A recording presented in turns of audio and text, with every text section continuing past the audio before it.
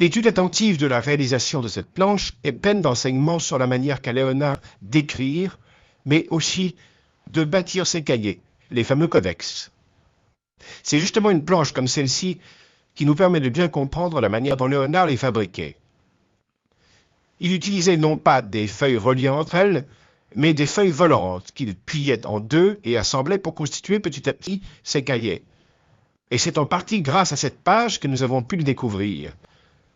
En effet, pour tracer les cercles de la Terre et du Soleil, Léonard s'est servi d'un compas.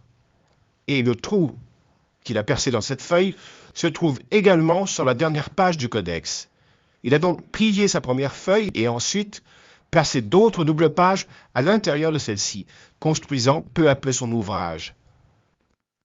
Examinons maintenant son écriture. Comme on le sait, Léonard écrivait à l'envers et il nous faut un miroir pour le lire. Lorsqu'il écrit et dessine, Léonard se doit d'être très précis. Ici, tout est fait à la plume et à l'encre brune. Pour les traits et les cercles, il utilise le compas et le stylet qu'il trempe dans l'encre. Sa page est habilement et élégamment composée. On distingue même dans la calligraphie de petites lettrines qui ponctuent le texte à la manière des enluminures du Moyen-Âge.